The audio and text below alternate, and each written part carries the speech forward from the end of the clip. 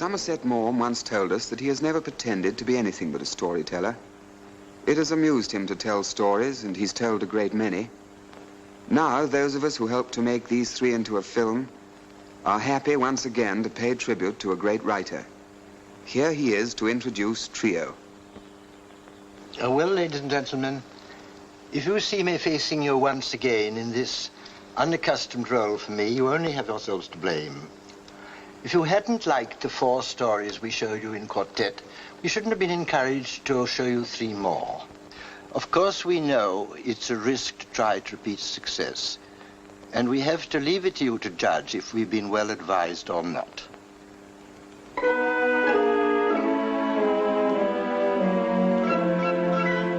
The Verger.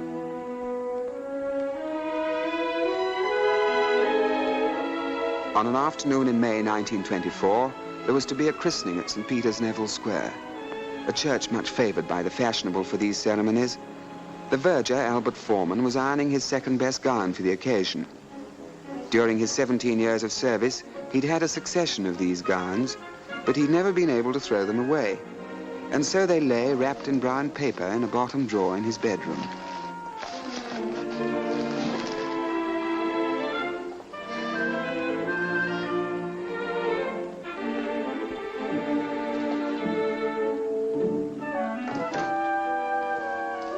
I thought you was going to clear out that drawer this morning, Mr. Foreman. So I was.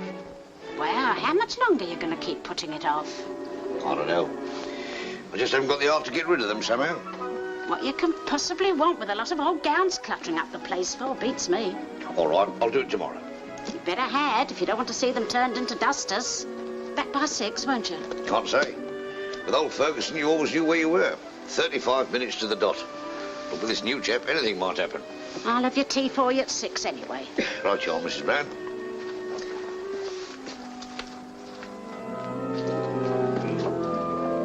Thank you. What a job. Thank you. Thank you, Verger. Very nice service. Thank you very much, sir.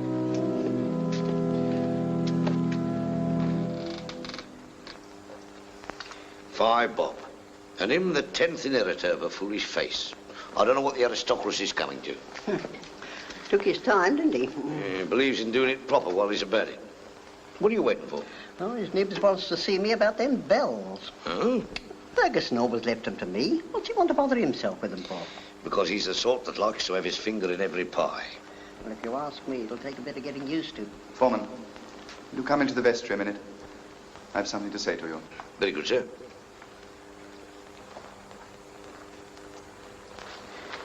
Very nice christening, I thought, sir. Funny how the baby stopped crying the moment you took him. I've noticed they very often do. After all, I've had a good deal of practice with them.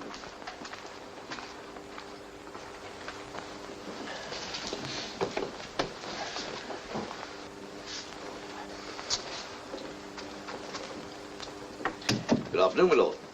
Afternoon, Foreman. Good afternoon, sir. Didn't expect to find you here today.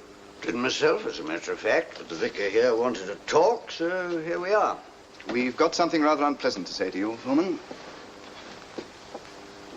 You've been here a great many years. I think his lordship and the general agree with me that you've always fulfilled the duties of your office to the satisfaction of everybody concerned. Admirably, admirably. Thank you, sir. But a most extraordinary circumstance came to my knowledge the other day. I felt it my duty to impart it to the church wardens. I discovered, to my astonishment, that you can neither read nor write. The last vicar knew that, sir. He said it didn't make no difference. He always said there was a great deal too much education in the world for his taste. It's the most amazing thing I ever heard. Do you mean to say that you've been verger of this church for 17 years and never learned to read and write? I went into service when I was 12, sir. The cook at my first place tried to teach me once, but I didn't seem to have the knack for it. And then, what with one thing and another, I never seemed to have the time. Don't you ever want to write a letter? The lady I lodge with is quite a scholar, sir. And if I want to write a letter, she writes it for me. It's not as if I was a betting man. Well, I've talked the matter over with these gentlemen, Foreman, and they agree with me that the situation is quite impossible. At a church like St. Peter's, Neville Square, we cannot have a verger who can neither read nor write. No, sir. Oh, please understand that I have no complaints against you. You always do your work quite satisfactorily. I have the highest opinion, both of your character and your capacity. But we haven't the right to take the risk of some accident which might happen owing to your lamentable ignorance. I see, sir. It's a matter of prudence, as well as of principle. I never took to him, not from the first. They made a great mistake over giving him St. Peter's. Didn't the others say nothing? No, he jockeyed them into it. But I could see they didn't like it. So I should hope. He nagged them into it. That's what he did. You're going to let yourself be put upon without making a fuss? Oh, I don't know, Mrs. Brown.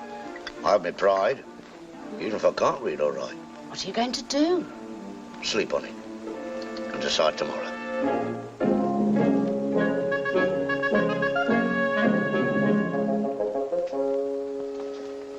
Good afternoon, Foreman. Good afternoon, sir. I have some good news for you. I met Mrs. Fitzwilliam just now. She'll have the new altar cloth ready by Friday. About time, too, sir. She's been promising it ever since Christmas. Well, now we shall have it ready for Easter. We must be thankful for small mercies.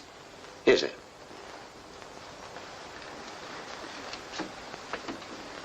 Well, now, Foreman, have you thought over our little talk yesterday? Yes, sir. Well? I'm very sorry, sir. I'm afraid it's no good. Oh, come now, Foreman. That's not the right spirit. I'm too old a dog to learn new tricks, sir. I've lived a good many years without knowing how to read or write. And without wishing to praise myself, I think I may say I've done my duty in that state of life in which it has pleased a merciful Providence to place me. And if I could learn now, I don't know if I'd want to. You've quite made up your mind? Quite, sir. In that case, Foreman, I'm afraid you'll have to go. Yes, I quite understand. I shall be happy to hand in my resignation as soon as you've found someone to take my place. Albert had never troubled with such questions before. The vergers of St. Peter's, like the popes in Rome, were there for life. He'd saved a tidy sum, but not enough to live on without doing something. It occurred to him now that a cigarette would comfort him, but his packet was empty. He decided not to take his usual way home, but wandered into a street in search of a tobacconist. It was a long street, but he couldn't find a shop that sold cigarettes. There was no doubt about it, he'd have to go home without one.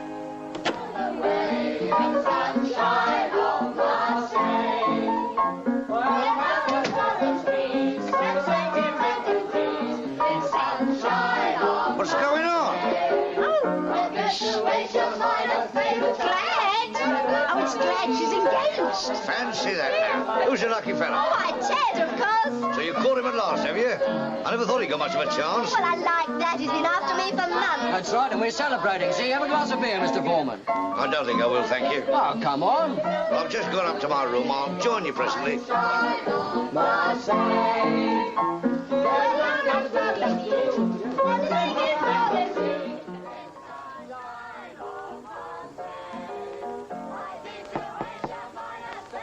Come in.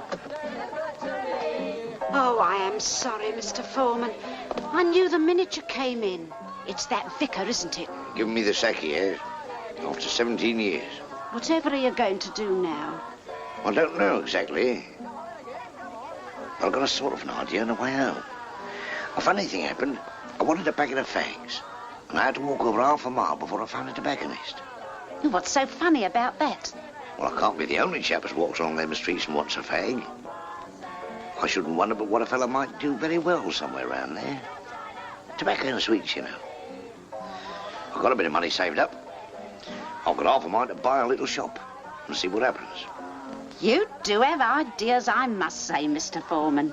That's not the only one. I've got another. What's going to happen to you now Glad's getting married? Well, Ted'll come and live here, of course. Glad's got her own room. It only means buying a double bed. Oh, that'll make trouble, that will. A young fellow like Teddy doesn't want his mother-in-law living in the house. I'll tell you what you ought to do. You ought to marry again, Mrs. Brown. Who'd want to marry an old woman like me? I would. Don't talk silly. An old bachelor like you and me a widow all these years, you're out of your mind. Don't you believe it? I'll run the tobacco side of the business, and you'll run the sweets, see? I don't know if I'm standing on my head or my heels. Make up your mind, Mrs. Brown. My name's Emma, Mr. Foreman. That's good enough for me. How about a kiss? Oh, I haven't been kissed like that since my poor husband passed away. Not many widows can say that, are they? Come along, let's go and tell the others. And tomorrow we'll go looking for a shop. What a row they're making down there. What are they up too.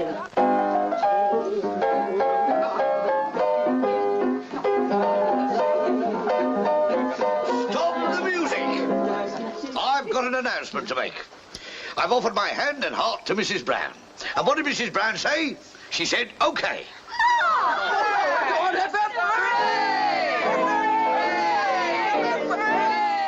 The next day, Albert and Emma went along the street and by good luck found a little shop to let that looked as though it would exactly suit them.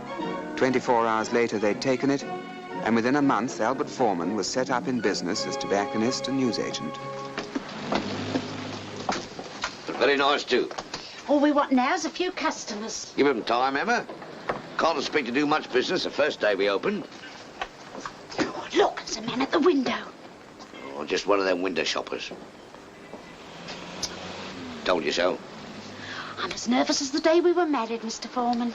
Not so much of the Mr. Foreman. We've been married a month now, and it's high time you started calling me by my first name, and that's Albert. I know. The fact is I've called you Mr. Foreman for 11 years. I can't get out of the habit now. I expect I'll call you Mr. Foreman till the day I bury you. All right, have it your own way.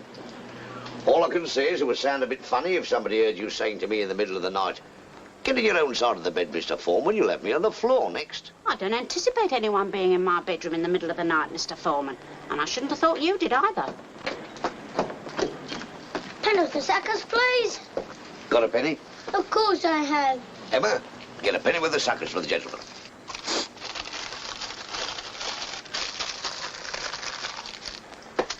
Go. Here you are. Here's a tenner for you. What, for me? What for? For nothing, because you're our first customer. Now run along and tell all your friends. Well, that's a nice way to make money, I must say.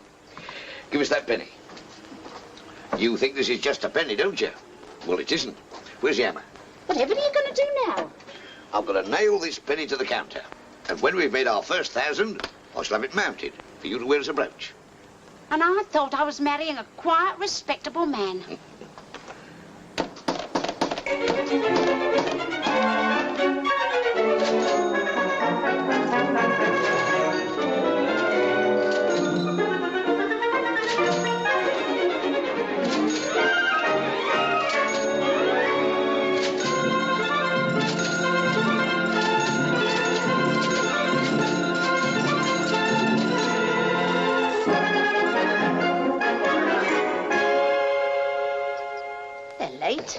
Who's late?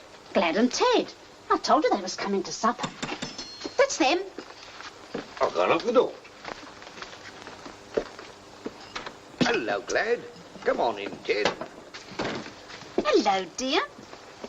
Hello, Mum. Good evening, Ted. Evening, Ma.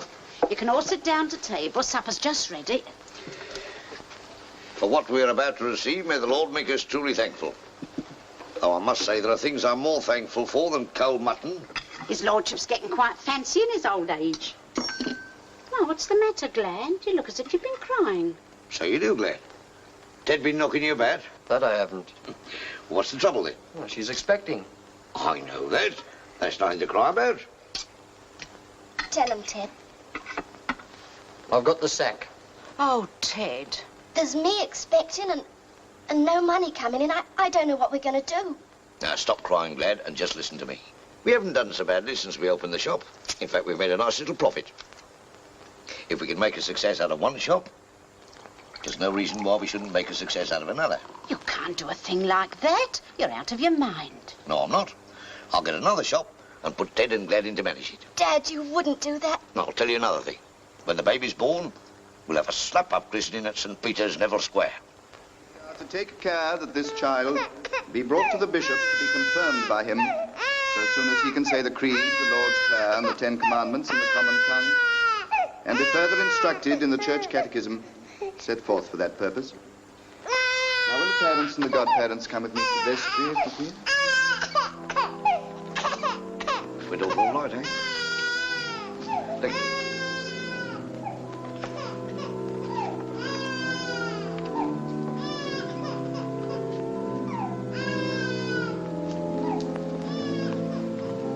It is Foreman, isn't it?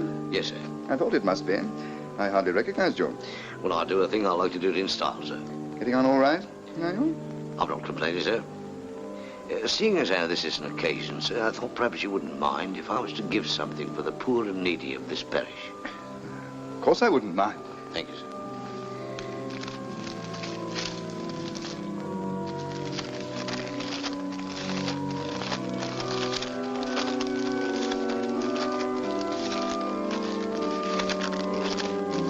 £50, sir.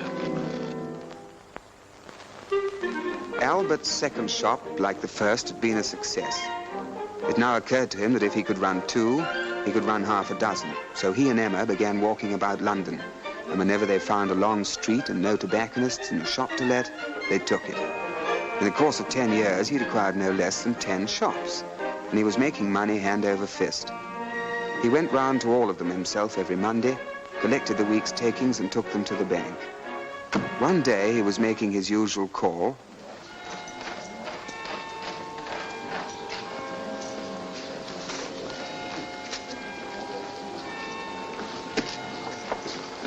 Good morning, Mr. Foreman. Regular as clockwork you are. That's right. I've got no patience with them fellas who keeps their money under the bed. Asking for trouble, I'll call it. The manager would like to see you before you go. He asked me to let him know when you looked in. Well, what's the matter? Nothing wrong, is there? No, no, of course not. He only wants a word or two with you, that's all. Well, banks do go bust, don't they? Not this one, Mr. Foreman. I think he's free now. I'll just go and see.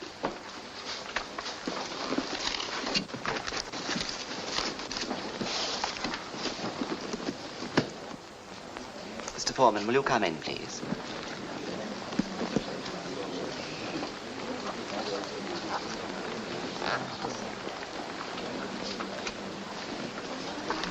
Good morning, Mr. Foreman. I was expecting you.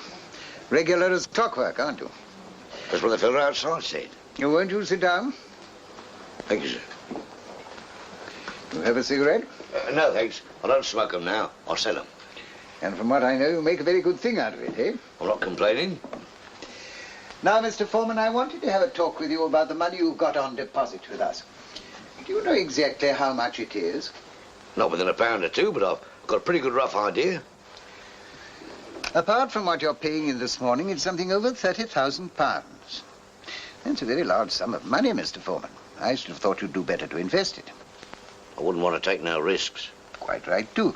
We'd make you out a list of perfectly safe securities, sound industrials. They'd bring you in a higher rate of interest than we could possibly afford to give you. I never had anything to do with stocks and shares. No, we'd attend to everything. All you'd have to do would be just to sign the transfers. Yes, but how would I know what I was signing? Well, you could read, I suppose. Well, that's just it. I can't. I know it sounds funny, but there it is. I can't read or write, only my name. But that's the most extraordinary thing I've ever heard. Well, you see, it's like this, sir. I never had the opportunity until it was too late, and then somehow I wouldn't. I got obstinate like. But do you mean to tell me that you've been able to build up this important business and amass a fortune of over £30,000 without being able to read or write? Good heavens, man. What would you be today if you had been able to? Well, I can tell you that, sir. I'd be verger at St. Peter's, Neville Square.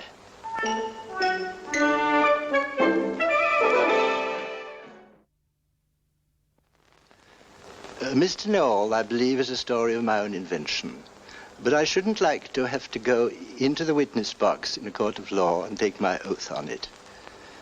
I think I might venture to make a use of a phrase of Dr. Johnson's and say that if a story is good, it's unlikely to be new, and if it's new, it's unlikely to be good. The fact is, we storytellers, like the hero of a celebrated poem, have come too late into a world too old.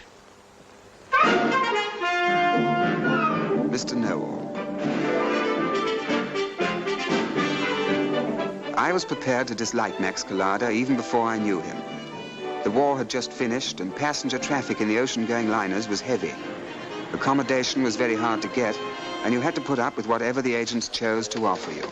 I'm sorry, Mr. Gray. I'm afraid it's only a single berth in a cabin for two. Oh, that's all right, my boy. Thank you very much for all the trouble you've taken. I know how difficult it is. Well, look forward to seeing you tomorrow, eh? Goodbye. Goodbye. Who's next? Me. I think I'm next. That's right. You're next after me. My name's Collada. K-L-A-D-A, Collada. You've got a berth reserved for me on the Queen of the Indies. My name's Ramsey. One at a time, please. Collada. British subject. I was before this gentleman. Is that right? Gentlemen. After such a compliment, I can only say yes. Fella, the floor's all yours. My name's Ramsey. You've had a message about me from the Colonial Office. Oh, yes, Mr. Ramsey. You're going to Aden, aren't you? And that's right, with Mrs. Ramsey. Excuse me, I'll get your tickets. Thank you. VIP, I suppose. No, just a civil servant. You're taking your wife to Aden? Why not? But that climate. My wife's had 2 years alone in London already. Okay, Phyllis, she's your wife. Here we are, sir. Mr. and Mrs. Ramsey, cabin 102, deck A. Oh, thank you. Good morning. Good morning. See you aboard. My name's Kalaka. You got a berth reserved for me on the Queen of the Indies, stopping off at Port Side. Just see if your name's on the list, sir. You like a cigar? I don't smoke, sir. Oh, you don't know what you're missing. I get them made special. Same fellow what makes for the Aga Khan and Winnie. I'm afraid, Mr. Clouder, we can't get you on the Queen of the Indies. Oh, yes, you can. I'm afraid not, sir. You see, we have 1 cancelled berth and 7 ahead of you on the waiting list. Where's your boss, huh? He can't see you at the moment, sir. Oh, can't he? Where's his office? Over there? He's rather busy at the moment. Yeah, so am I. I can spare him 5 minutes.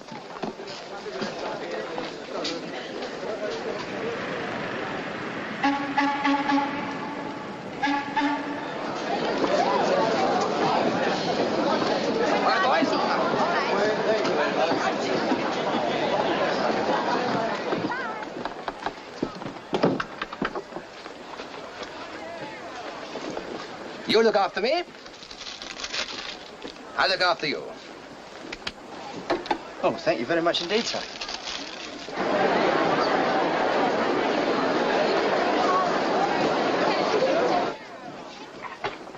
Who am I sharing with, Stuart? Mr. Kalada, sir. Oh, a foreigner, eh? No, sir. English. At least that's what he says he is. Thank you, Stuart. Thank you, sir. Good heavens.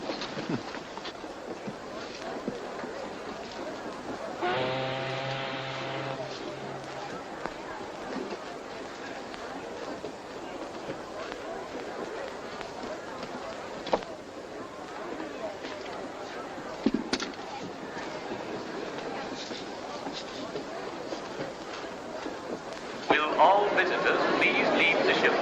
The gangways are about to be lowered.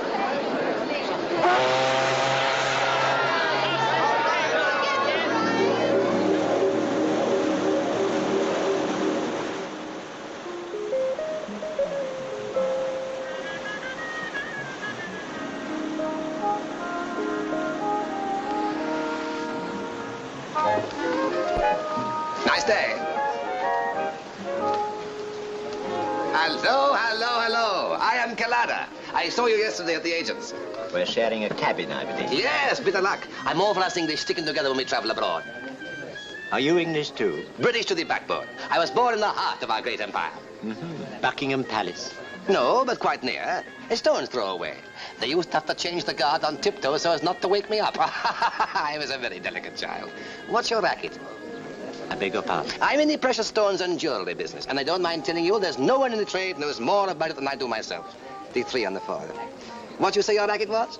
I didn't say, but if you particularly want to know, I'm in the civil service. Groundnuts? No.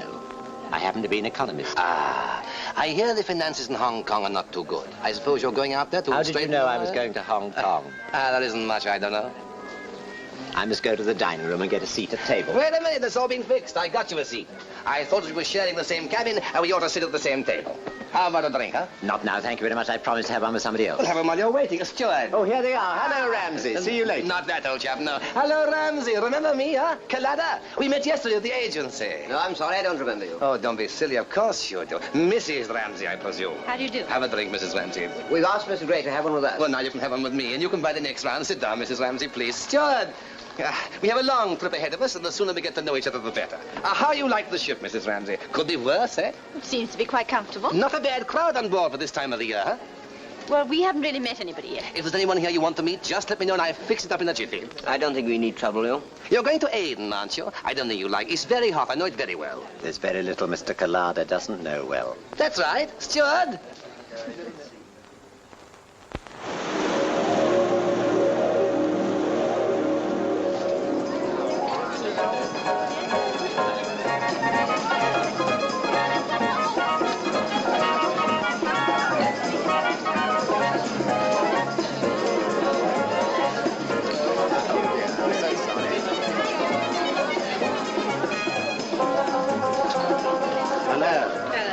Good morning. How's your friend Collada? I think I'll probably have to murder him before the trip's out. He's awful, isn't he? Oh, dear, here he comes. Come on, darling. Hello, fella. Rounding up. Having a breath of fresh air. I got your ticket for the day's sweep. You don't really want one, you know. Oh, must be a sport. You never know. Besides, you might win. I want a couple of bucks from you for the sport. A couple of what? Oh, 10 shillings. I got it all organized. Would you believe it? They didn't want to have a fancy dress ball, but I soon talked them into it. Oh, Bewley, I have got you down for the ship's concert. Oh, yes, but I shall have to try my songs out with the piano. Of course. He's a singer. Can you play the piano? As a matter of fact, I can a bit. Well, will you play for him? No. Oh, but England expects every man on board will do his duty. Yes. I'm going to do card tricks. You know there's nothing I dislike more than card tricks. Oh, wait till you see mine. I can make a pack of cards, do anything I want.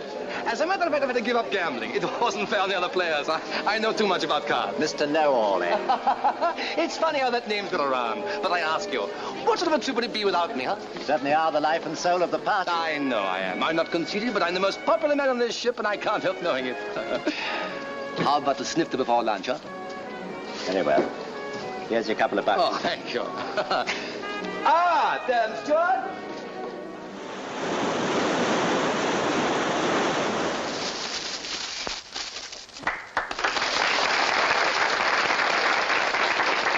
You think that was clever? You haven't seen anything yet. And now, ladies and gentlemen, for the grand finale. I'm going to show you a trick that only 4 men in the world can do, and I taught the other 3.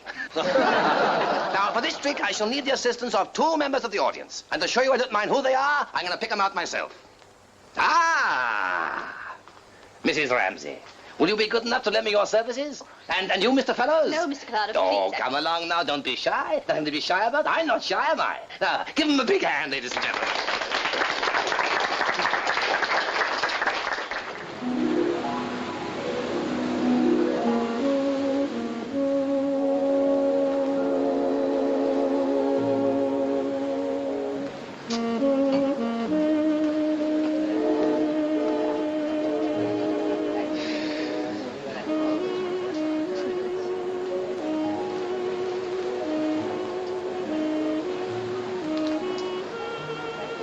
I wondered where you went. It's so hot in there, I thought I'd come out here for a breath of fresh air. Me too. Let's go to the boat deck, huh? Why? Wait, it's cool up there. It's quiet. We can have a little talk. I'm quite happy down here, thank you. That's a nice stone you got in that ring. Yes, it's my engagement ring. Oh, let me see it. Oh, well, it wouldn't interest you. It's a star sapphire, but I happen to be rather fond of it. I got some very pretty sapphires in my cabin. You like to see them? Well, I'm afraid they wouldn't interest me. How do you know till you see them? I got a star sapphire I think you like. Well, I haven't any money to spend on things I don't want, Mr. Collada. Oh, I don't want you to buy it. If you like, I give it you. Are you trying to make a pass at me? Of course. You don't blame me, do you? I think you're the best looker I've seen in donkey's years. Mr. Collada, my husband is a very jealous man. If I told him about this, he'd probably... Well, anyway, he wouldn't like it very much. You wouldn't do that. You're too much of a lady. Oh, will you please go away? I haven't offended you, have I? Yes, you have. Very much. I can't think why. Well, I do. If a fella falls for you, he can't help it, can he? After all, it's very flattering for a fella to fall for you. You can't deny that. It depends on the fella. I suppose I'm just not your type. Oh, well, you can't blame me for trying, can you? But most people I like me liking. Yes, I suppose you do have your triumphs. There's no accounting for taste. No ill feeling. Not on my part? No, of course not. Why should there be? Bless the spirit. Good night. Good night. God bless.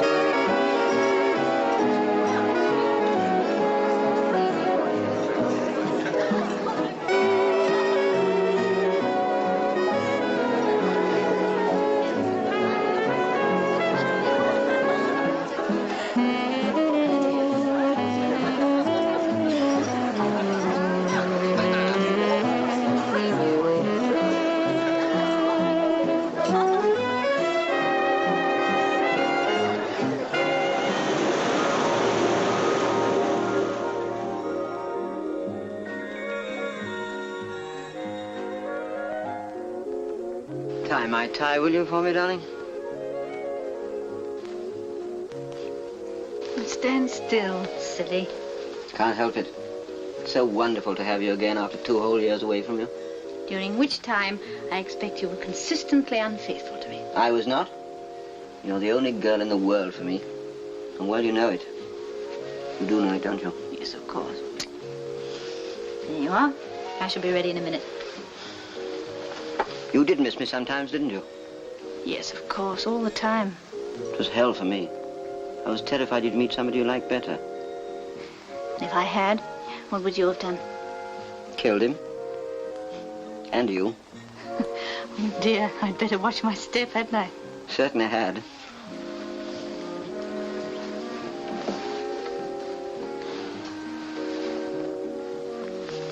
Those are new, aren't they? Yes, do you like them? They look very expensive. Don't know how you do it on what I give you. They didn't cost much. £8, as a matter of fact.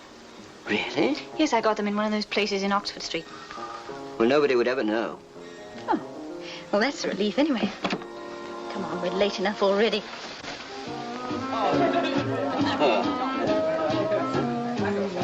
Great. I got one, thank you very much. Good luck. Good luck. Mr. and Mrs. Ramsey. Ah, glad to see you. You know everybody, don't you? Hello. Do sit down. Hello, Ramsey. What do you have? I'd like a dry martini, please. Me too. What time do you expect the dock, Captain? 11 in the morning. There's nothing much to see, but if you want to go ashore, there'll be plenty of time. We shan't sail till 5. As a matter of fact, Mr. and Mrs. Ramsey and myself were thinking of having lunch at the Grand. Then Collada asked us to join him. We couldn't think how to get out of it, so I think we've decided to stay on board, haven't we? Yes, of course he's landing, isn't he? I imagine you won't be sorry to be rid of him. I certainly shan't. Cigarette? Yeah, thank you. Yeah? Thank you. Do you know he's got his good points? Those prizes for the fancy dress dance he bought himself. Chief steward says they must have cost a packet. Oh, he's generous enough. You have to fight him to let you pay for a drink. And yet he's managed to make himself the most unpopular man in this ship. He really is terrible, and you know you can't snub him. No, you could kick him out of the house, slam the door in his face, and it would never occur to him that he wasn't welcome. I suppose as he's leaving tomorrow, I really should have asked him into cocktails this evening. But I simply couldn't bring myself to. He is quite impossible. Mr. Collada. Hello there! Not barging in, am I? But that fool of a steward didn't give me your invitation. Cigar? Thank you, I'm smoking. Glad to see you. What do you have? Scotch and soda. I always stick to the liquor of my native heath. Hello? Hello? Hello? You well? Please. So you're leaving us tomorrow, Mr. Collado. Best of friends must part, you know. I'm going to Cairo to look at a pearl necklace that one of these pasha fellas may be willing to sell, providing he gets a good price. Aren't you afraid that these cultured pearls will put you fellows out of business? They'll never do that. They'll never affect the market for real ones. As a matter of fact, I'm going to Japan to look into this cultured pearl racket. Darn clever, these Japs. They tell me not even an expert can distinguish between real and cultured. That's what they always tell you. An expert can tell at once, and I'm an expert. You believe in blowing your own trumpet, don't you? What else is a trumpet for? I'm in the trade, and what I don't know about pearls isn't worth knowing. They'll never get a cultured pearl that an expert like me can't tell with half an eye. Take my word for it, Mrs. Ramsey. That collar you're wearing will never be worth a penny less than it is today. It is nice, isn't it? Nice? I saw it the moment I came in. I said to myself, those pearls are the goods. Well, I didn't buy it myself, but I'd be interested to know how much you think it cost. Well, in the trade, round about 1,500. But it was bought in Bond Street. I shouldn't be surprised if they asked 3,000. £3,000, eh? That's right, and worth every penny. Well, you'd be surprised to know that my wife bought it in Oxford Street for £8. Oh, don't make me laugh. They're not only real, but they're as fine for their size as any I ever seen. Will you bet on it? Bet? A tenner, it's imitation. Oh, done. Darling, you can't bet on a certainty. Why not? If I get a chance of making easy money like this, I should be a fool not to take it. Well, how can you prove it? After all, it's only my word against Mr. Collarder's. Show me your pearls, lady. I tell you for imitation. I can afford to lose a tenner. Take them off, darling, and let the expert examine them. I can't undo them. Oh. There you are.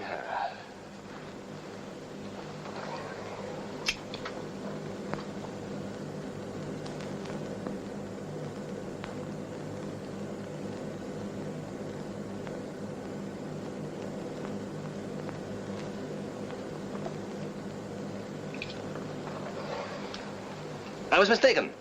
That imitation. If I hadn't been, I should have had a serious talk with my wife. Perhaps that will teach you not to be so cocksure another time, Mr. Know-all. Never mind. We all make mistakes.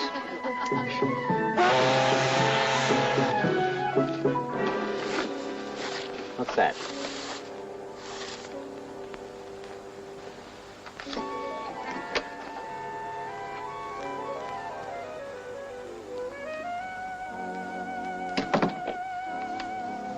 It's for you.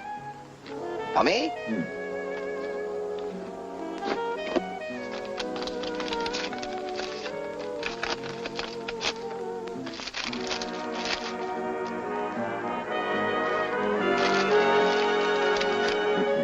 The pearls were real, then. If you had an attractive little wife like Mrs. Ramsay, would you let her spend 2 years alone in London while you were in Aden? Mr. Know-all.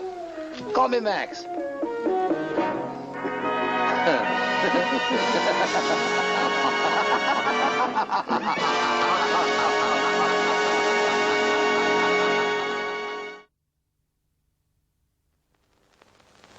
The sanatorium is a story founded on my own experiences, and if you like to take the character of Ashenden as a flattering portrait of the old party who stands before you, you're at perfect liberty to do so.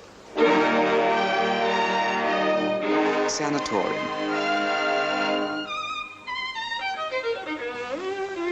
Ashenden had contracted tuberculosis of the lungs, and since at the time there were reasons that made it difficult for him to travel to Switzerland, the specialist he saw in London had sent him to a sanatorium in the north of Scotland.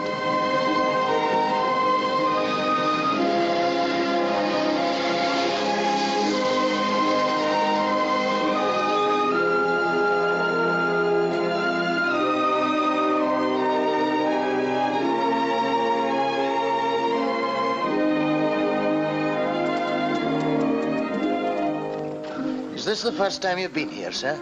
Yes. I thought I hadn't seen you before. You say that as though most of them come back again. Oh, there's quite a few that don't. Scotland's a grand place. Got the best climate in the world. And this is the best climate in Scotland. Your heart's in the Highlands all right, I see. Aye, that's it, sir. Oh, I was in America once, but I had to come away. Terrible weather they have in that country. I was in one place where they hadn't had a drop of rain for 6 months.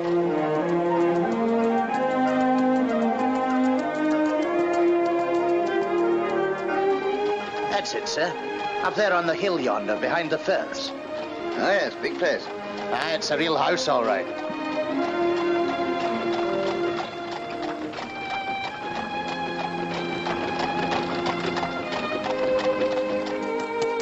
Good afternoon. Good afternoon. You're Mr. Ashenden, I expect. Yes. I'm Miss Harding, the matron. Dr. Lennox is waiting for you. Good.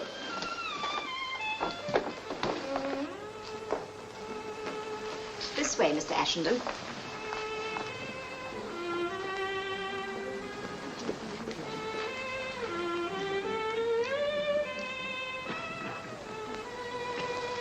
He's quite handsome, isn't he?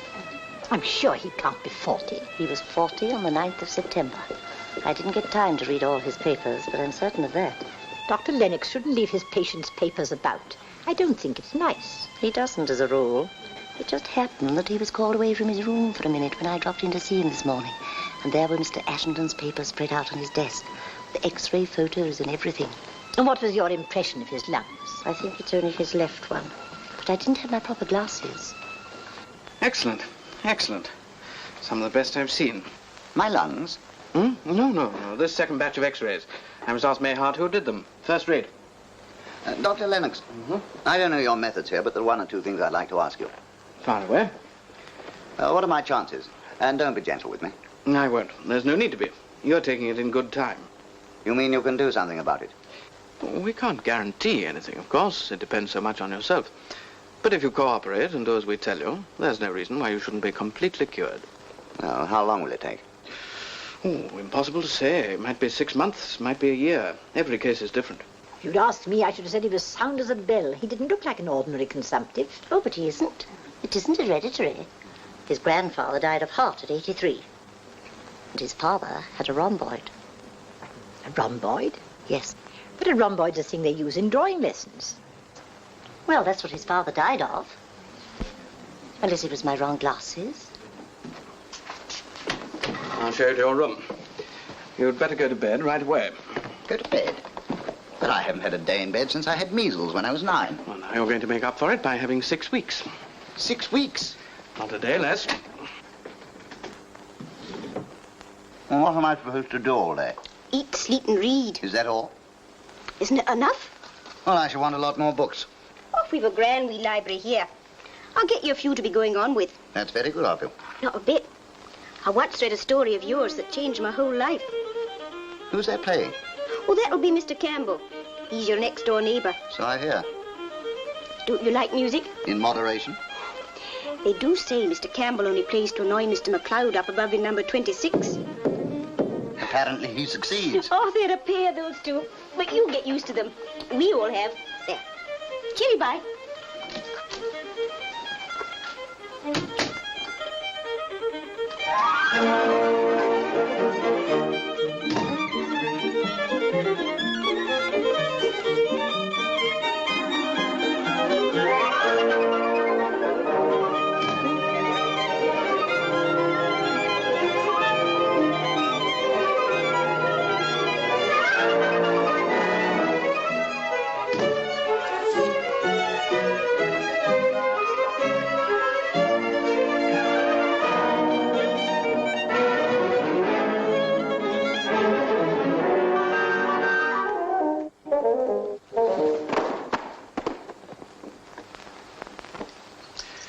Just because you're up for the first time, don't think you can do everything at once. Take it easy for a day or two, and don't exert yourself. Not even for a walk? No, not even for a walk. I'll tell you when you can attempt that. You can go as far as the veranda, but that's all. Come along now. And meet your fellow prisoners.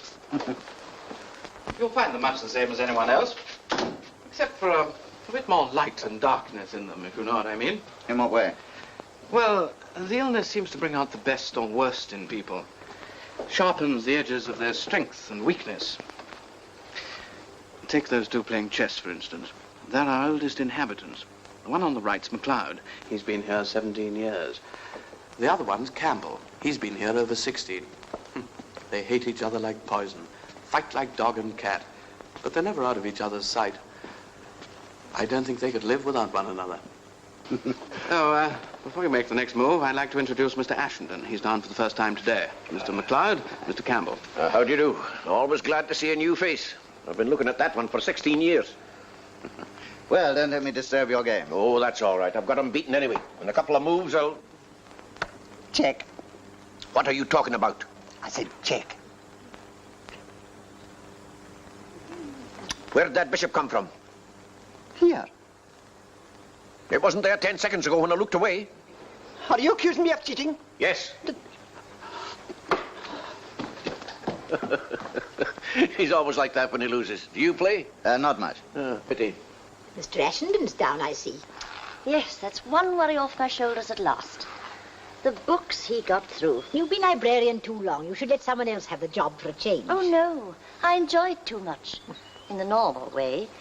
But his reading capacity was quite extraordinary. I believe he's sending to London now for some most peculiar books. How do you know? Matron told me. Oh, and I nearly forgot. We've a new man coming this morning, a Major Templeton. Templeton? Not George Templeton. Why, do you know him? I wonder if it's the same one. I don't know if his name's George, but he was in the Guards. It must be George. Is he a relation of yours? Good gracious, no. Nobody in our family would behave like George Templeton. He once got a niece of mine into the most awful trouble. No. Yes, I'll tell you about it one day. But now I must see Dr. Lennox and find out if it's really he or not. I shall make a point of cutting him dead. Where's your room? The first floor, number 15. Oh, small. I know every room in the place. Mine's number 26. That makes Campbell angry. Oh, why? It's the best room in the house. He wants it for himself. He keeps badgering the doctor for him, but I won't budge. Not for a fella like that. Besides, I came here 6 months before he did. And 17 years is a long while. Oh, well, time passes quickly, and I like it here. Care for me to show you around? Well, thanks. If I went back to ordinary life now, I'd hate it. All my old pals would have gone their own ways. I wouldn't have anything in common with them anymore. Oh, allow me. After this, the world's just a silly, noisy rush. What do you do with yourself all day? Do? TV's a whole-time job, my boy. There's my temperature to take, and then I weigh myself. I don't hurry with my dressing. I have my breakfast, I read the papers, and go for a walk. Then I have my rest, I lunch, and play bridge. I have another rest and dine. I play a bit more bridge and go to bed. Doesn't it become a little monotonous? No, we've quite a decent library here. We got all the new books, but I haven't much time for reading. No, I like to talk to people. We meet all sorts here. They come and they go. Sometimes they go because they think they're cured, but a lot of them come back again. Sometimes they go because they die. I've seen a lot of people out, and I expect to see a lot more. Mr. McLeod is all for looking on the bright side of things. Aye, with a smile on my lips and a tear in my eye. Burns. That's Scott. Oh, well, it was one of them anyway. Miss Bishop, this is Mr. Ashenden. How do you do? How do you do? She's English, but she can't help that. How long have you been here? Only 2 years. Dr. Lennox says I'll be all right in a few months' time, and I can go home. Don't be silly. Stay where you're well off. That's what I say. Good morning. Good morning. Major Templeton, That's right. will you come along in?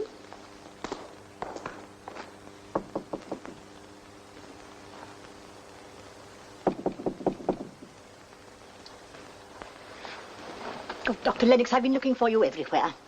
Something wrong? Well, I'm not sure till I've asked you something. Something private.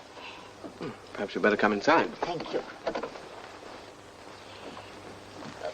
Please don't think me inquisitive, Won't Doctor. you sit down? No, thank you. But I really must know if the Major Templeton expected today is George Templeton. Yes, I think so. Why? But he's the most disreputable man. He's a rake and a libertine. He was correspondent in my poor niece's divorce case, and he wouldn't marry her. They wouldn't have been happy, of course, but they would have been respectable. I really don't think you ought to let him come here. Mrs. Whitbread, Major Templeton's morals are no concern of mine or of anyone else's in this sanatorium. As long as he is under this roof, he is my patient, and I shall do my utmost to bring him back to health. Come in. Major Templeton, Doctor. Ah, come in. Who's that old girl? I seem to know the face. She's one of our patients. Sit down. Thank you.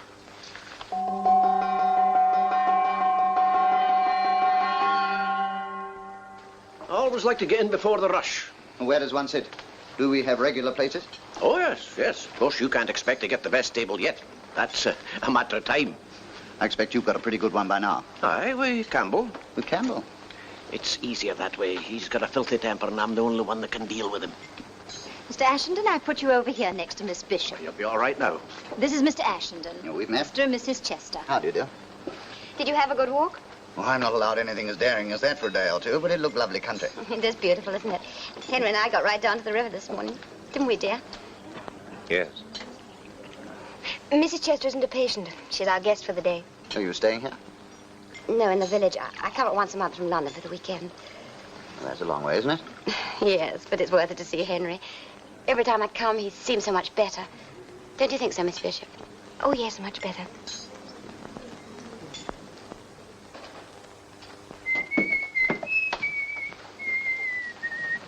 Hello. You're Templeton, aren't you? That's right. I'm pleased to meet you. I'm Campbell. Do you like music? Yes, very much. Good. There's not many here do. Would you care to hear me play a little? I don't pretend to be a great artist, but I'm not bad, really. I promised Lennox I'd be ready for him at 3 o'clock. Oh, that's all right. They'll find you. Come on.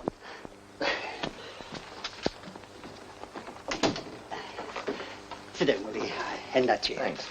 I'll play you a wee piece of my own composition, but go directly at Borgie, won't you?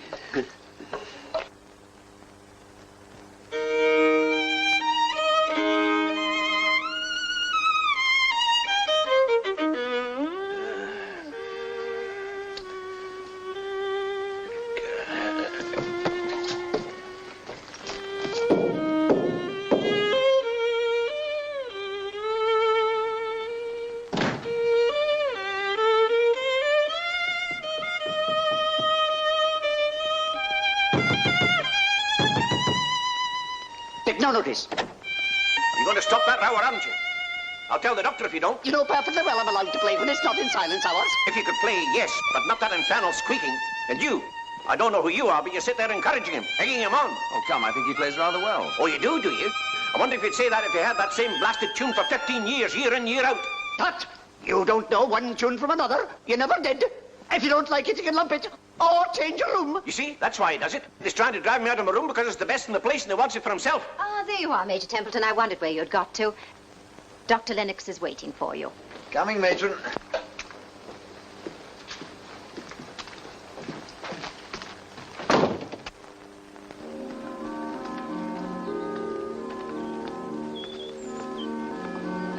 Not so fast, Helen. I'm not as strong as you are. Sorry, dear. Would you like to rest a bit? We've got all day. You've got all your life. For the present, dear, we've only got the weekend. Don't let's spoil it all by quarreling again. I don't know why you wanted to waste the money. We really can't afford it. I'm glad you mentioned money. That's what I really wanted to talk to you about. I thought there was a catch in it. Oh, Henry, please. I'm sorry, dear. What is it? Sit down, dear. Do you remember the Austins? They went to India 3 years ago. Yes, why? Well, they're back and they can't find anywhere to live. There's only the two of them. I thought it might be a good idea if we let them have half the house. They pay decent rent and you wouldn't have to let Tom help us. I know how that worries you. Well, dear, what do you think? Why ask me? I thought we ought to talk it over. After all, our home's always meant so much to us. Our home's nothing to do with me anymore. It is, Henry. It's as much yours now as ever it was.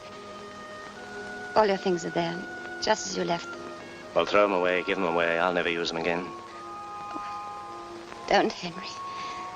You're right to think about your future and plan for it. But leave me out. You just seem to enjoy hurting me.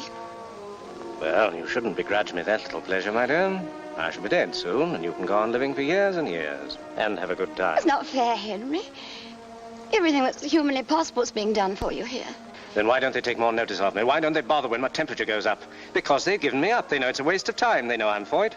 There's no need to torture yourself like this. Why should this happen to me? Why? It's cruel and unjust. I could understand it if I'd led a wild life, played around with women, kept late hours. I should have deserved it then. I haven't done any of these things. It's monstrously cruel. Lots of people here are worse than you are, Henry. Much worse.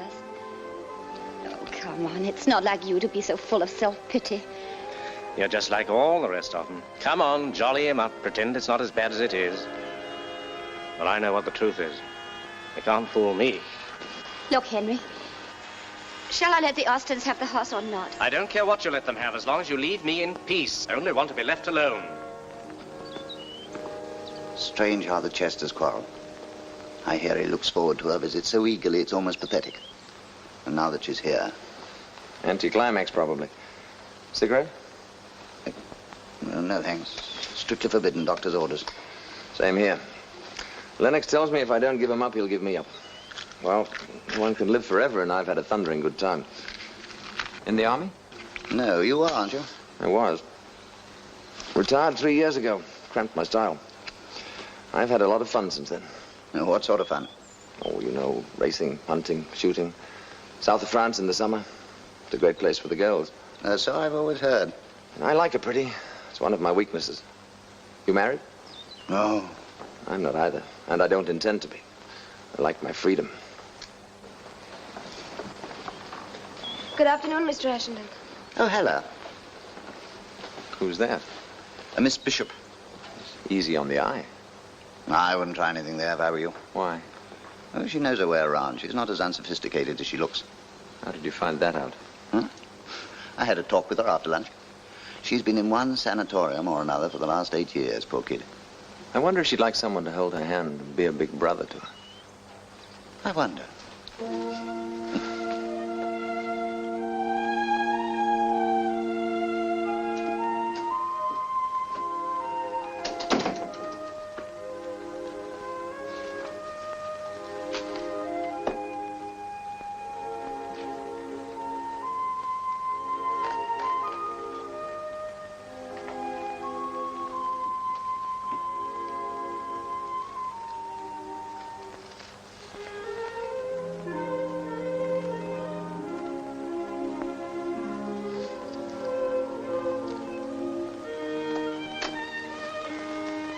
Mr. Ashenden. Oh, yes, matron? 7 o'clock bedtime. Oh, so early? So late, you mean? You should have been in bed at 7, not just going. By the way, has anybody seen Major Templeton? He went to the library about half an hour ago. I haven't seen him since. Thank you. What would you advise me to read? I don't know what your tastes are. What about Jane Austen? Oh, I never heard of her. Hasn't your education been rather neglected? Dreadfully. What about undertaking it? Well, I can think of much better ways of occupying my time. Such as? Minding my own business, for instance. There's a Sherlock Holmes. Why didn't you take that? Putting an end to the conversation? That could be the idea. 7 o'clock, Major Templeton. What of it? Your bedtime. Bedtime? But I'm in the middle of a most intriguing conversation with Miss Bishop. Maybe, but we can't have you burning the candle at both ends. Come along now. Oh, all right. Look, I'm to be allowed out for my first stroll in the morning. Will you come with me? Well, I'm not very strong yet.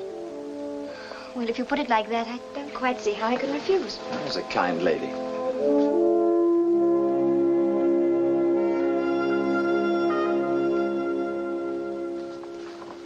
Oh, hello. You going down to the village? Just to get my bag, then I have to catch my train. Can I come with you as far as the gate? I'm not allowed any further yet. Please do. How long have you been coming up here like this? 2 years. It's over 2 years now. Henry got wet one evening trying to finish some digging before the winter. We'd just bought an extra bit of land to make a little currant garden. He caught a cold and, well, it turned to this. He's getting on all right now. Do you really think so? I'm so terribly worried. You mustn't be too unhappy about him. It's a long, slow business. I know I shouldn't talk about it, but, well, I can't help it. I love Henry. I'd do anything in the world for him. I want to help him to get well, but he says such hard, cruel things to me. He nearly breaks my heart. I think you're very patient with him. It must be very hard, but I'm sure it's only because he's ill. Thank you. We used to be so happy together. We had things to talk about all day long, but now we're only together this one weekend a month. Everything I say makes him angry and impatient. But when he's well again? How can he get well when he's so terribly unhappy? You see, his home was everything to him. Here, he's nothing. He doesn't read or play cards, and the people here aren't really his kind. He just broods over his illness. You won't think any the worse of him for what I've told you. Oh, no, of course I won't. He's such a good man, really. Until this illness, I don't think an unkind or ungenerous thought ever entered his head. I'm sure it'll come all right. Well, this is as far as I can go. When shall we be seeing you again? I'll be up just before Christmas, Friday the 23rd. I shall look forward to seeing you. If you could have a chat with Henry occasionally, I'd feel so much happier. Of course I will. Don't you worry. Thank you. Well, goodbye till Christmas, then. Till Christmas.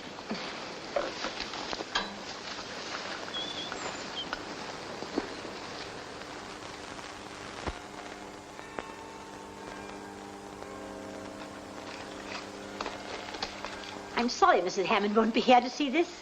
She was always so keen on a tree. Still, it's good to know she'll enjoy it in her own home this time. Oh, hello, Mr. Ashenden. Hello. I hear you had quite a long time with the doctor today. Nothing bad, I hope. Oh, no. Just my monthly checkup, that's all.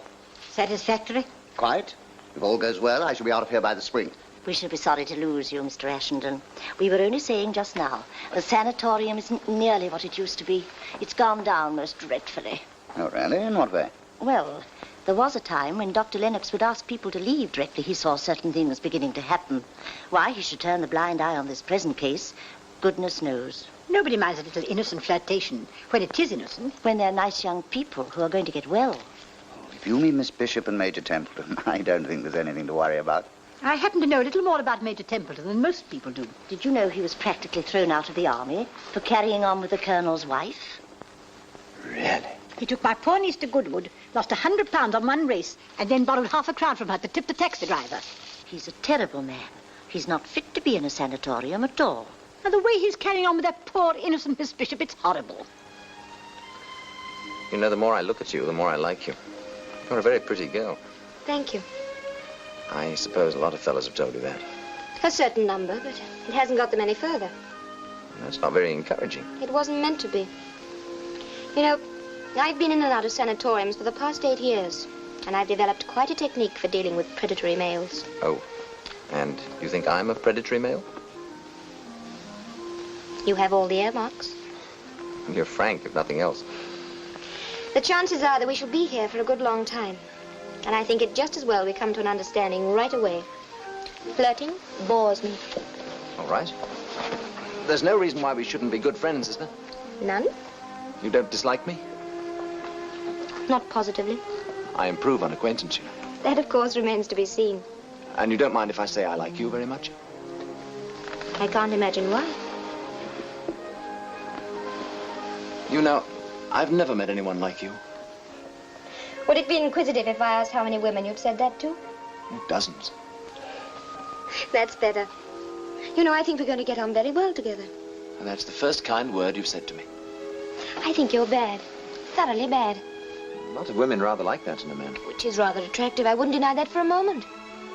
I suppose you wouldn't let me kiss you. I can't think of anything I'd like less. Oh. Well, let's change the subject. Talk about something else. Yes, let's.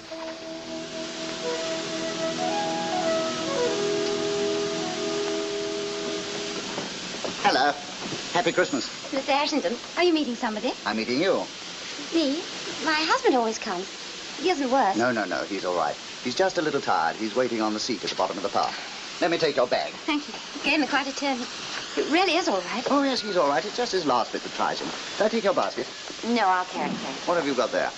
Something he'll like. Bottled blackcurrants from the bushes he planted himself. Sounds delicious. Yes, you must sample some. I was very worried when I was doing them. I tried out a different kind of jar with a new cap. It was the most successful bottling I've ever had. Henry would be so pleased. I'm sure he will. All right, coachman.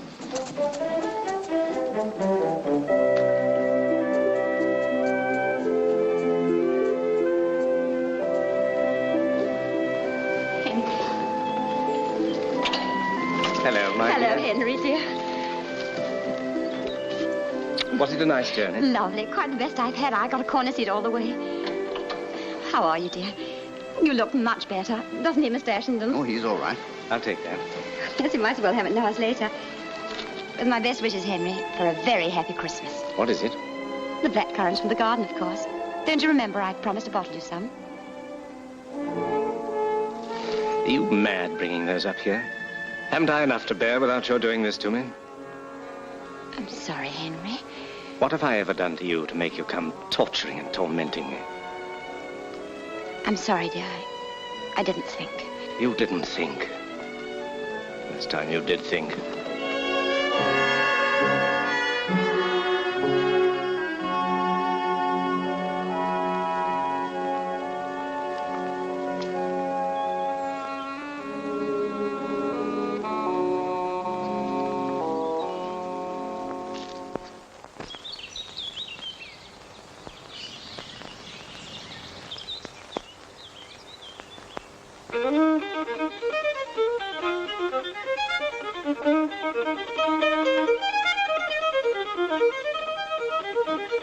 Stop that caterwauling, will you? I can't hear myself think.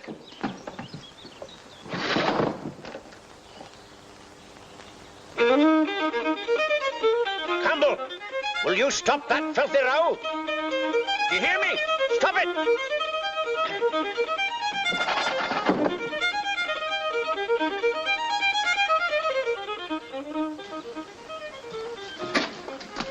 That fiend Campbell's enough to drive a body mad. Oh, what's he done now? Oh, Mrs. Chester said she liked that tune of his at Christmas, so he's played it every blessed day for the last 6 weeks. I won't pass out with TB. I'll go off my rocker, and it'll be his fault. Hello. Glad to see you down again. It was only a bit of a cold. I'm all right now. What about that walk? Only as far as the wood, I'm afraid. Doctor's orders. Never mind, it's better than nothing. Mr. McLeod, would you mind finishing the game for me? I've nearly beaten him.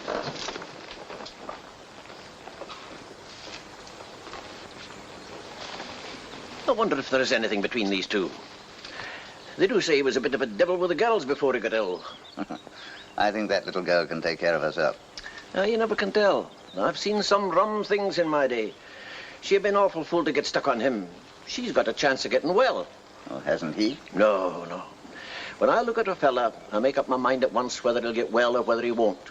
If he won't, I can make a pretty shrewd guess how long he'll last. I'd give Templeton about 2 years. Oh, you needn't worry. You'll be all right. I wouldn't have mentioned it if I hadn't been perfectly sure of that.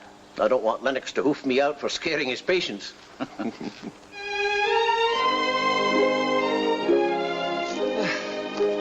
You're not tired, are you? I'm never tired when I'm with you, Evie. You know, when they told me I'd got to come up here, I never thought I could stick it. I thought I'd be bored stiff. You've made it for me, Evie. I think I've never been as happy before. As long as you're here, I'm prepared to stay forever. Don't talk such rubbish. It's only because you're feeling so much better. No, it isn't only that. I suppose it hasn't escaped your notice that I've fallen in love with you. Do you take my advice? Always. Then fall out of it. Ask me to buy you a pearl necklace or jump over the moon, and by George, I'll do it. But don't ask me to fall out of love with you. In the first place, I can't. And in the second place, I don't want to. Bad business, isn't it? I suppose you're not in the least in love with me. What a fool I should be if I were. You once told me you had a technique for dealing with predatory males. Yes. How many of them tried to make love to you? Dozens. I'd like to wring the necks of every one of them. Do you know I very nearly called you darling then? Why didn't you? Wouldn't have meant anything anyway. Hard as nails, that's what you are. Oh, yes, I've got a beastly character. Well, that's a lie. You're the sweetest, kindest, prettiest girl in the world. Here's the afternoon rest bell. Curse the afternoon rest bell. We'll get into trouble from Dr. Lennox. Don't you think the time has arrived when you might let me kiss you? Well, I haven't given the matter much thought, but if you think it'll give you any pleasure, just once and just there. Just once and just there?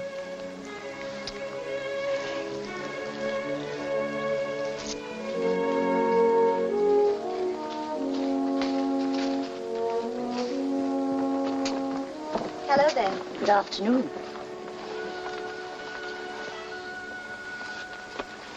Did you see the guilty way they let go of one another's hands? And her hair all ruffled up? Might have been the wind. There isn't any wind. Good afternoon, ladies. Good afternoon, Mr. McLeod. May I sit down? Oh, do, please. Am I right in supposing that both you ladies have the good name of this sanatorium at heart? We certainly have. Aye, well, then you'll agree with me the time has come for the senior residents to take a strong stand, to decide once and for all whether this is to be a high-class sanatorium or a monkey house. Indeed we do, and I'm very glad you're taking the lead, Mr. McLeod. I dislike intensely the necessity of interfering with other people's pleasure. Pleasure, you call it? I can think of a very different name. Oh, well, so could I, but let us be charitable and call it pleasure. We must force Dr. Lennox to take drastic measures. Shall we get up a deputation? No, I have a better idea. A petition. A petition to be signed by all the senior residents. Won't it be a little difficult to put a complaint like this into words? Oh, but why? It's perfectly simple and straightforward. I've got it here already. I've gone straight to the point without mincing matters. We, the undersigned, being resident patients of long standing in your sanatorium, hereby demand that you shall forthwith restrain Gordon Percival Campbell from slowly driving us mad by the incessant playing of his violin. We further demand that if he is caught playing within a radius of 1 mile of this sanatorium, he shall be requested to leave immediately. There. Now, if you two ladies will just sign it, eh? But what has Mr. Campbell's violin got to do with it? Do with it? Well, that is it. But we thought you were talking about Miss Bishop and Major Templeton. But why should I? They don't play violins. But you must have noticed the disgraceful way they're carrying on. Well, what does that matter? It doesn't keep you awake. I wouldn't dream of interfering as long as they do it in silence. And I wouldn't dream of stopping poor Mr. Campbell from playing his violin. I like it. But those other two, do you realize they spent the entire afternoon in the woods together? If you and Campbell spent a few afternoons in the woods together, you'd both be better occupied. Let me give you a cup of tea, dear.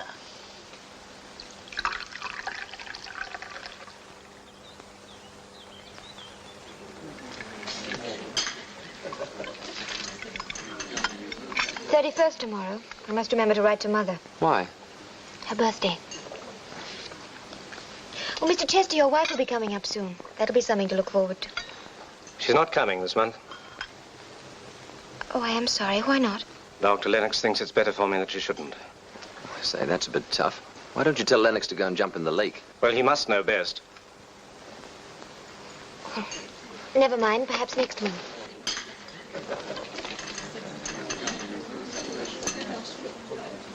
I'm terribly sorry. You'll miss her visits dreadfully. I asked Lennox to write and tell her not to. Oh, but why? Because I can't stick it anymore. I spend the whole month looking forward to her coming, and then when she's here, I hate her. Oh, come now. I do resent so awfully having this beastly disease when she's strong and well. It maddens me to see the pain in her eyes. What's it matter to her, really? I'm sure it matters a great deal. Well, they pretend to care, but they're jolly glad it's you and not them. Don't you think you'll make her unhappy by not letting her come? She'll have to put up with that. I've got enough with my own unhappiness without bothering with hers.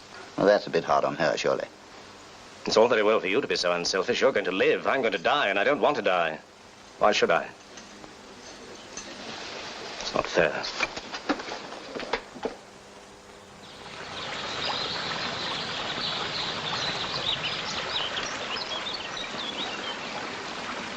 You know, I'm sorry for Chester. He doesn't seem able to stand up to things like the others. Oh, that's because he's sorry for himself. You know, they say suffering ennobles, but it's not true. As a general rule, it makes men petty, querulous, and selfish. Oh, I haven't noticed that much here. Oh, here? What about suffering in the sanatorium? Slight fever that goes with TB excites rather than depresses, you know? By the way, when am I due for another checkup? Oh, come along in tomorrow. Better make it the afternoon. Oh, don't worry. You're all right. I'm hanged if I am. Oh, what's the matter? I've had a bite for 2 hours. Now, this is the one taken the day you came. You see the band patch? Here. Hmm? Now, this is last week's. You see? It's completely healed up. Good. Well, when are you going to throw me out? Oh, give it another month, and then you can go home. Unless you're thinking of settling down here for the next 17 years, like our friends Campbell and MacLeod. You know, I owe a lot to those two fellas. They've done more for my cure than your treatment. They're the best comic turn we've had here for years. Come on, come on. Give me time to think. Think? You've been thinking all night if I'll let you. You know you've no more clubs. Leave it on the table. You played it. I've not played it till it's covered. You picked it up when you saw my king. It's my trick. It's game all, and MacLeod's called a grand slam doubled. Redoubled. Redoubled. I redoubled him. Don't get excited, MacLeod. Take it easy. Take it easy, you say. Take it easy. I've wanted a grand slam all my life, and now I've got it. A grand slam doubled and redoubled. Play that off on your blasted fiddle. You're a bad loser and a worse winner, but then, of course, you're a MacLeod. No, I don't mind your silly insults now. All my life I've wanted this, and thank heaven it's a Campbell I've done it on. All right, Templeton. I've got him. Give me a hand, Ashenden, will you?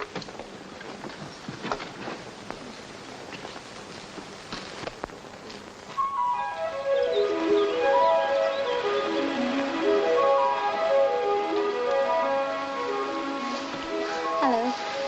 I've brought you a few flowers. That's sweet of you, but how on earth did you get them up here? I had them sent up from London. How very wrong and extravagant of you. They do smell sweet. Evie, would it surprise you if I asked you to marry me?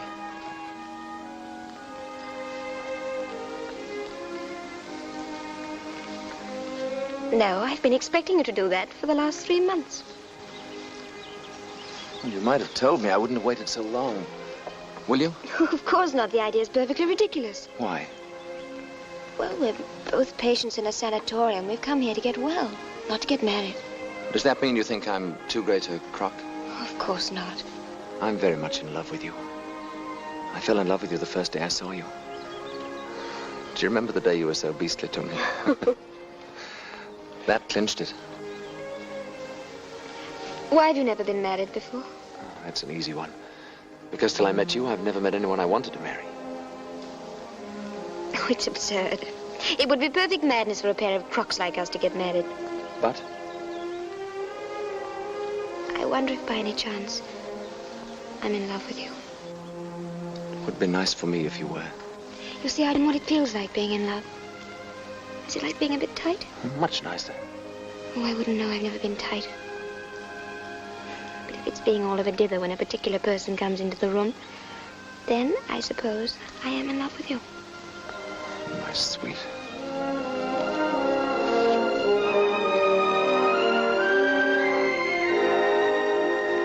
I've been so lonely all these years. Me too. Yeah, I was too much of a fool to know it.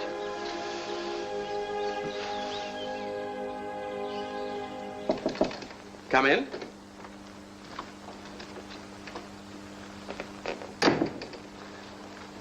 Oh, hello, Campbell. Oh, you don't look very happy. I'm not. Oh, what's the trouble?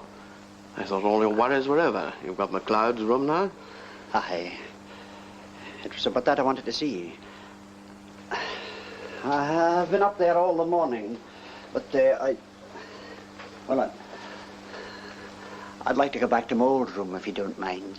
Oh, good heavens, man. You pestered me for years to let you have McLeod's room. You pestered me to get him out of it so that you could have it, and now, George, you come here saying you don't want it. I know. Dear, oh, dear. Look, Campbell, you are a funny chap. Why don't you ever play a violin now? I haven't heard you play since McLeod died. It's no fun anymore. I used to get a kick out of playing because it made the poor chap angry, but now nobody cares whether I play or not. Oh, I'll never play again. No nonsense. You used to say that you couldn't live if you didn't play.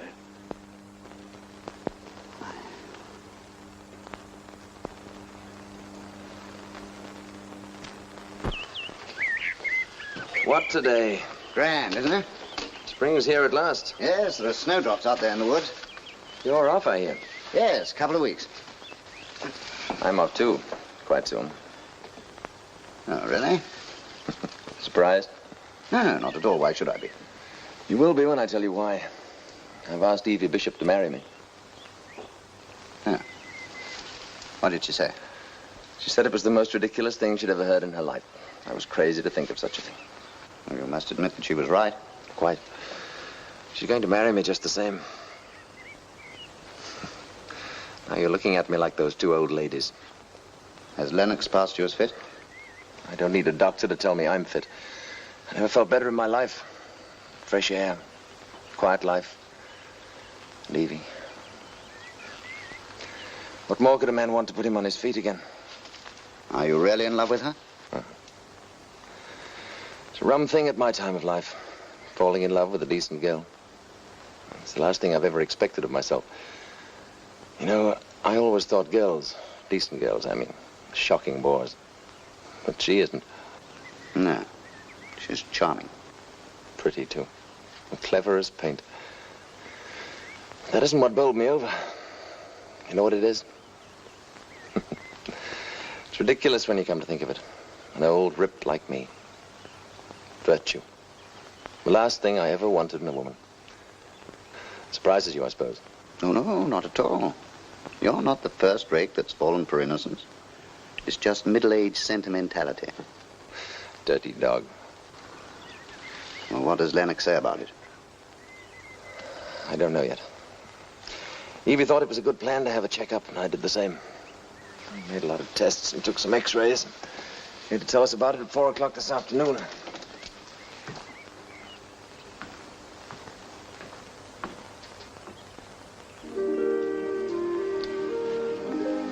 When are they seeing the doctor?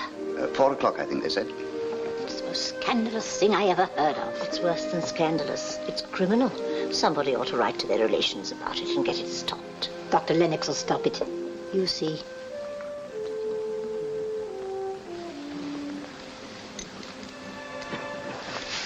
Put that away. Have some more tea. No, thank you. Yes, I will.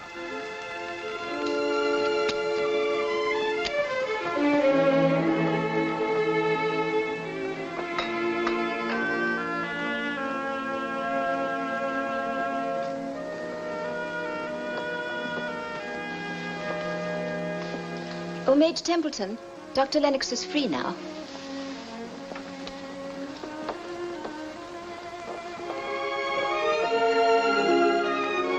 Good luck.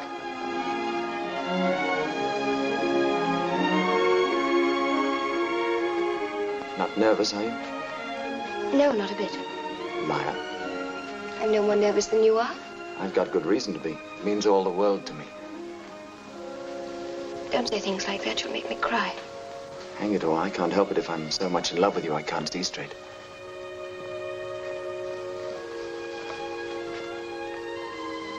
Will you kiss me?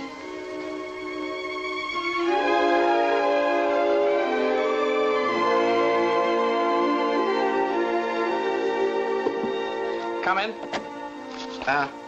When? Let me see. Yes, I can do that. Yes, I'd love to. Well, it's very good of you to ask me. Come along in, sit down. I won't be a minute. Huh?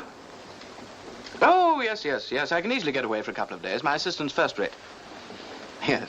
Well, I'm looking forward to it very much. All right. Goodbye. Chap I know has just asked me over for a couple of days fishing. He's got the best salmon in Scotland. Well, now, I've got the whole story here. Results of the tests, x-rays and everything. Would you care for me to go over them in detail? No, there's no need for that. You understand them better than we do. All we want to know is whether we can get married. I'm afraid it would be very unwise. How unwise? Well, I'll tell you the facts, and then you must decide for yourselves. I don't think Miss Bishop will ever be strong enough to lead a normal life. But if she goes on living as she has done for the past 8 years... In the sanatorium? Yes. Then there's no reason why you shouldn't live comfortably. If not to a ripe old age, at least as long as any sensible person wants to live. The disease is quiescent. If you marry, if you attempt to lead an ordinary life, the infection might quite well flare up again. What the results of that might be, no one can foretell.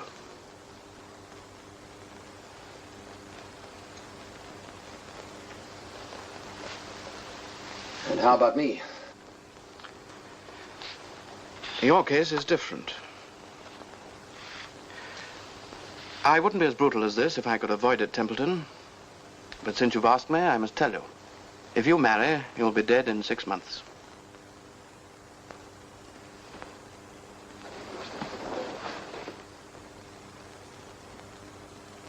And if I don't? Don't worry, you can tell me the truth. 2 years. 3, perhaps. Thanks. That's all we wanted to know.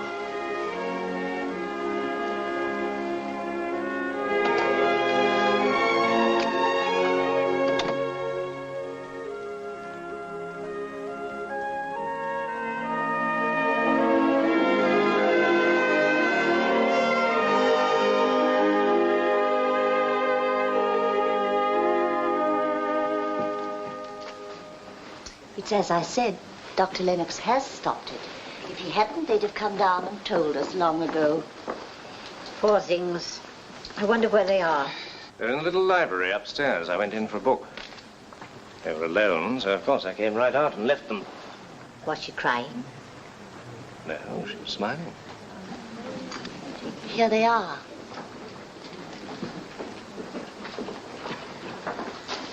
What's the matter with you two? You're looking as pleased as Punch. Oh, nothing very much. We're just going to be married. You're not. But we are. Well, when's it to be? As soon as we get the license. We want to be married here. In the village church? Yes, I'm afraid my family would disapprove, so we're not going to tell them that it's all over. I shall ask Dr. Lennox to give me away.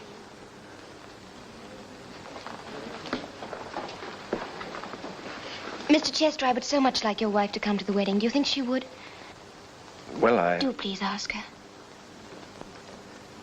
It's kind of you to want her. I'll write today. Thank you.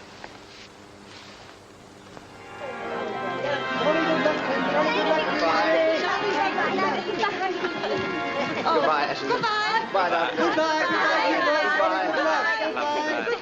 Goodbye. Goodbye. Goodbye.